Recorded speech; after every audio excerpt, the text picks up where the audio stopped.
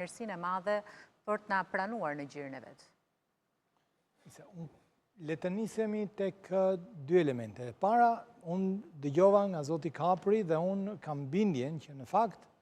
ky është momenti më i mirë për Shqipërinë që të bashkohet, themi pra të afrohet më tej dhe të ruaj shpejtësinë e afrimit me Bashkimin Evropian. Në këtë pikpamje, unë kam bindjen që në tërësi interesi madhor publik shqiptar është për afrimi sa më parë, sa më mirë dhe sa më plot me Bashkimin Evropian, me institucionet e tij dhe inkuadrimi ynë brenda suazave të një logjike të veprimit institucional që në një farë mënyrë na bashkon me ta. Së dyti, në këtë pikpamje, çdo vonesë, çdo humbje e këtij momenti e me radhë është një lajm shumë i keq për të gjithë publikun shqiptar. Dhe në këtë mes unë kam po ashtu bindjen se është çasti që njerëzit të kuptojnë kush janë efektet reale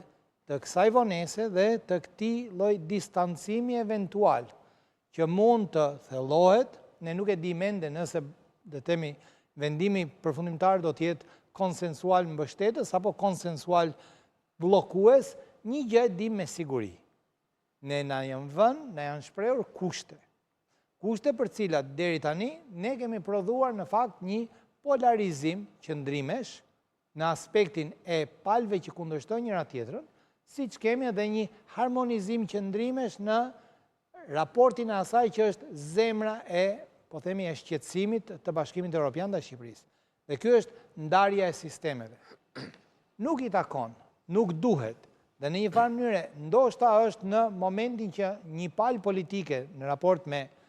një palë tjetër, të kuptoj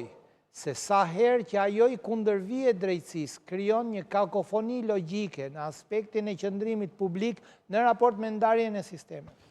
Në çastin që ne do të kemi dy palë, të cilat po aq sa përplasen me u afru ose jo me Bashkimin Evropian, po aq shtyhen kush të kundërshtojë më shumë, të rrëzojë më shumë, të cënojë më shumë reputacionin